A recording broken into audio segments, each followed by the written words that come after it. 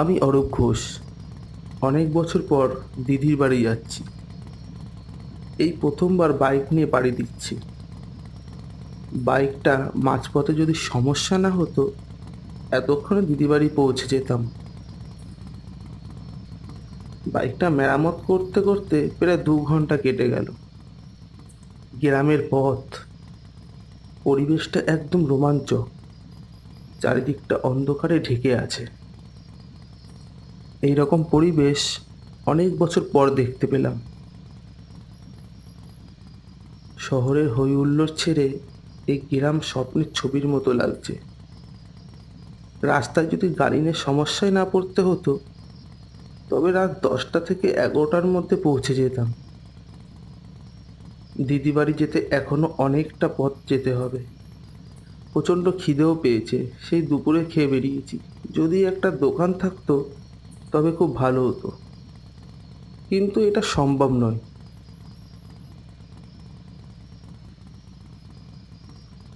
হঠাৎ পাশে তাকাতেই চোখ পড়ল।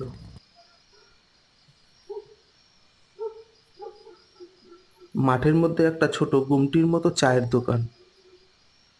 হেরিকেনে তাতে টিমটিমে একটা আলো জ্বলছে।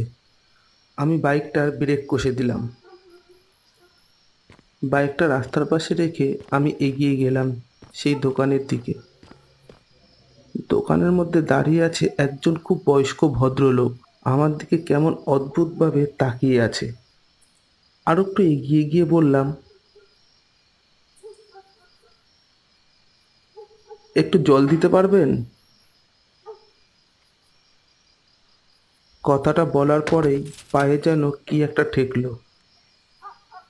নিচে তাকিয়ে দেখি একটা জলের বালতি। চায়ের দোকানে তাকাতেই দেখি দোকানে কেউ নেই।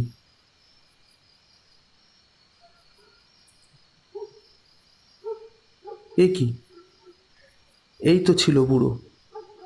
মিনিটের জন্য অন্যদিকে তাকিয়েছি, এর মধ্যে কোথায় গেল? বাইরে তো বেরিয়ে আসিনি। না, আসলে তো দেখতে পেতাম। চারিদিকটা দেখতে লাগলাম।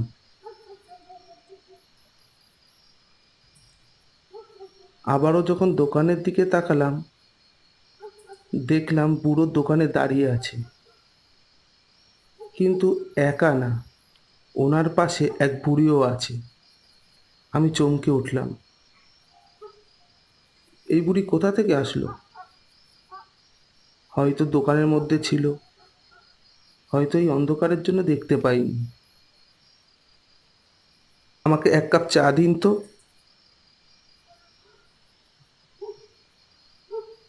কিন্তু কোনো কথার উত্তর নেই। এবার একটু জোরেই বললাম, আমাকে একটা চা দিন। এইবারও তাই, কোনো উত্তর নেই।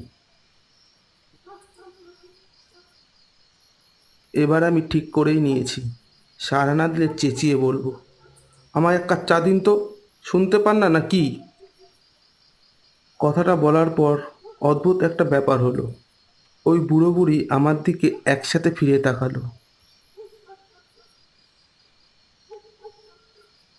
কি অদ্ভুত সে চাহনি! বেশিক্ষণ তাকিয়ে থাকা যায় না। ঠিক তাদের পেছনেই একটা গড়গড় আওয়াজ হলো। কুকুররা রেগে গেলে ঠিক যেমন আওয়াজ হয়, ঠিক তেমন। দুটো লাল চোখ এক দৃষ্টিতে তাকিয়ে আছে আমার দিকে। শরীরটা কেমন যেন করে উঠল। চা খেতে এসে তো বড় বিপদে পড়লাম। কুকুরের না কামড় খেতে হয়। আমি ধীরে ধীরে বাইকের কাছে ফিরে আসলাম।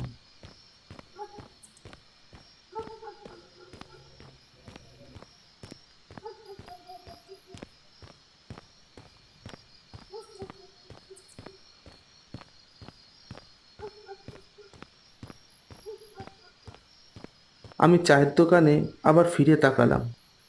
ওই বুড়ো বুড়ি এখনো আমার দিকে তাকিয়ে আছে। আমি গাড়ি নিয়ে দিদির বাড়ির দিকে রওনা হলাম।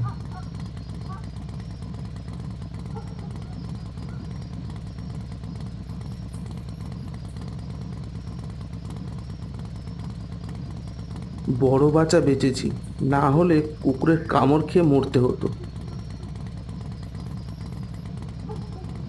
কিন্তু এ কি, আবারও সেই চায়ের দোকানের সামনে এসে দাঁড়ালাম। এবার দোকানে কেউ নেই। আমি অন্য মনস্ক হয়ে পড়লাম। ঠিক তখনই একজন বলে উঠল, কি করছেন বাবু?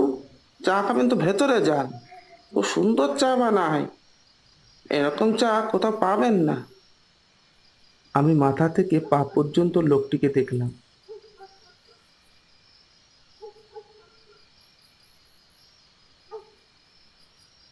মনে হয় এই গ্রামেরই লোক, মধ্য বয়স। আমি বললাম, কিন্তু দোকানে তো কেউ নেই। আমার সাথে আগে কি ঘটেছে আমি সে বিষয়ে কিছু বললাম না। কি বলেন বাবু, একটু ভালো করে দেখেন। এইবারের দৃশ্য পুরো অন্যরকম। দোকানে 4-5 জন বসে আছে, কিন্তু একটু আগে তো কেউ ছিল না। কি যে হচ্ছে আমার সাথে আমি বুঝতেই পারছি না। পেছনে তাকাতেই দেখি ওই লোকটিও নেই। একটু সময়ের মধ্যে ওই লোক কোথায় গেল? আমি আবার ওই চায়ের দোকানে এগিয়ে গেলাম। আমি ওদের কাছে গিয়ে জিজ্ঞেস করলাম, নমস্কার, লক্ষ্মীপুরের রাস্তাটা কোন দিকে একটু বলতে পারবেন? আমি পথ চিনতে পারছি না। সবাই চুপ, আমার দিকে একভাবে তাকিয়ে আছে। ওর মধ্য থেকে একজন লোক বলে উঠল, এত রাতে যাওয়ার কি দরকার? আমাদের সাথে একটু আড্ডা দিন না। অনেকদিন পর একটি বিদেশি মানুষ পেয়েছি, দুটো কথাবার্তা তো বলি। আর এই রাতে আপনি যেতেও পারবেন না, বুঝলেন অরূপবাবু? কিন্তু আপনি আমার নামটা কেমন করে জানলেন?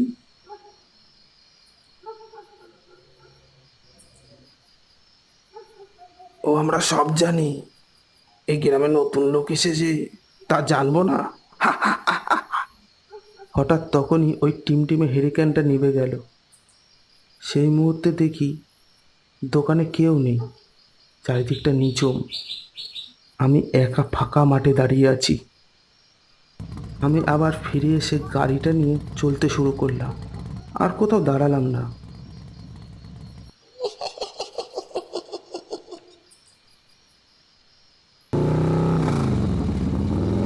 ভোর ভোর হয়ে আসলো, কিন্তু মনের মধ্যে একটা কৌতূহল বারবার করে খুঁড়ে খাচ্ছিল।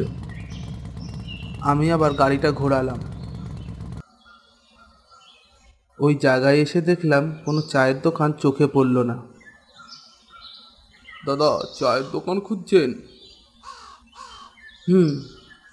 তবে আপনি কি করে জানলেন? রাতে এই পথ দিয়ে গিয়েছিলেন আপনি? হ্যাঁ। কোনো অসুবিধা আছে?